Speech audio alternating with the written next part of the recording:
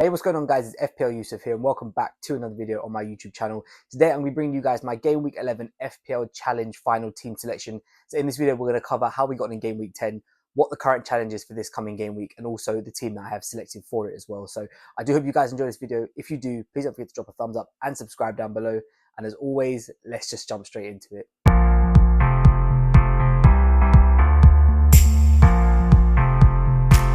Okay, welcome back, guys. Thank you so much for being here with me today on my YouTube channel for another video.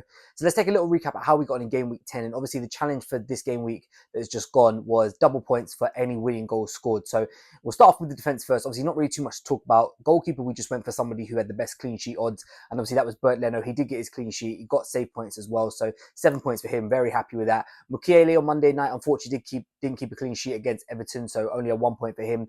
Then we move on to the sort of the midfield and attack, and this is kind of where I was hoping that obviously the big points were going to come from. Brighton and Mbeumo, Man United, unfortunately, just 2-2 draw with Nottingham Forest. They were 1-0 up, and then obviously, Forest got back into the game, and Mbeumo didn't get anything from that match, so a little bit disappointing from him. The forward line, most of it was actually really nice, other than one unfortunate player, which is Nick Voltemada, who actually got subbed off at half-time. Now, I still don't know at the time of me recording this whether it was just a tactical change or whether it was an injury, so I'm going to have to wait and see on that one. I felt a little bit unfortunate about that, actually, because obviously West Ham on paper was a really nice fixture for Newcastle, but obviously Newcastle just didn't perform at all. West Ham were really up for the game, and upon reflection, maybe, putting Victor Gyökeres in instead of him would have been the right move. But the other two strikers that we did have front, which was Mateta and Haaland, obviously did come back big.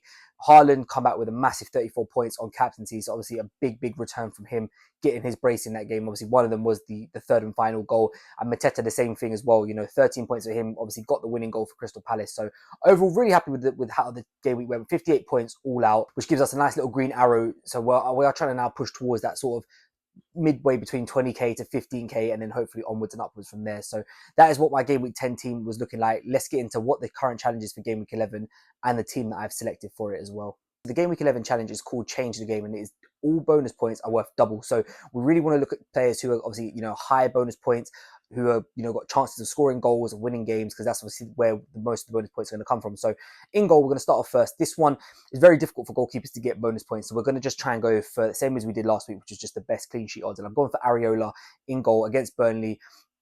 I do think West Ham, hopefully have found a new gear now. Hopefully they would have taken a little bit of confidence from, their win over Newcastle, and fingers crossed they can carry that on into this game just before the international break. So we're going to go for Areola in goal, solely just for the clean sheet potential. Onto the defense now, and obviously it's only one player per club, so obviously we have to be very sort of mindful about who we choose. And I am going to go for Gabriel. Arsenal, just continuing their run of clean sheets. It's just 7 in a row. I think they just kept 8 last night at the time of recording this against Slavia Prague in the Champions League. So 8 clean sheets in all competitions in a row. They're just not conceding. And Gabriel's just such a threat from corners. And usually, if Arsenal keep a clean sheet, he's going to be up there because he actually seems to accumulate DEFCONs in some games, but also he offers the attacking threat from corners and set pieces. So obviously, if he gets anything from that, he's going to be straight into the bonus points. So yeah, only one defender for this week, but it is going to be Gabriel, who I think does have the highest ceiling.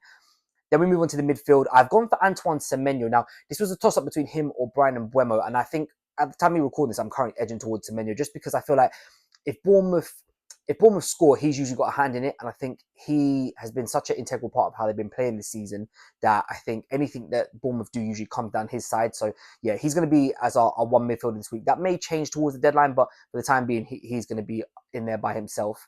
And onto the 3 forwards. First up is João Pedro against Wolves. Now, João Pedro, obviously, for the last sort of 5-6 weeks has been quite underwhelming for a lot of managers, but last week did manage to get himself his first goal in sort of 6 weeks, I think it was. But also, most importantly, he was taking shots, and I think that's been the biggest frustration with him, is that he's just not shooting. He's against Wolves this week. He's got Burnley after the international break, so that's the 2 worst defenses in the league. So I'm hoping that, fingers crossed, he will get chances in this game, and obviously if he scores, there is a high percentage chance that he's going to get into bonus points. Mateta, same thing, obviously in a great run of form at the moment, second to only Erling Haaland for big chances, attained throughout the league so far. So obviously he's getting in positions where he's getting opportunities to score. So yeah, Mateta for me, also another no-brainer. And of course, finally, the man who's just leading the league for goals, big chances, open play goals, everything is coming through Erling Haaland. And even though they are playing against Liverpool, and Liverpool seem just to find a little bit of run of form at the moment. Obviously, they beat Real Madrid last night. I just can't go against Erling Haaland. I think he is just, the form he's in at the moment, it just doesn't make sense to not have not having your team, but B, not to captain him as well. So yeah, Erling Haaland for me will be in my third striker in this team, and obviously will be captain for this coming game week. Okay, thank you guys so much for watching this video. If you have enjoyed it, please don't forget to drop a thumbs up and subscribe down below. I'll be back tomorrow with an FPL bus team video, and then of course Thursday/Friday morning it will be an FPL final team selection video where we answer, all types of questions. I show you what I'm currently doing with my team. We'll go over some DEFCON, some clean sheet odds, and a whole lot more in that. So thank you all so much for watching this video. If you have enjoyed it, like I said, please don't forget to drop a thumbs up and subscribe down below, and I'll catch you guys next time.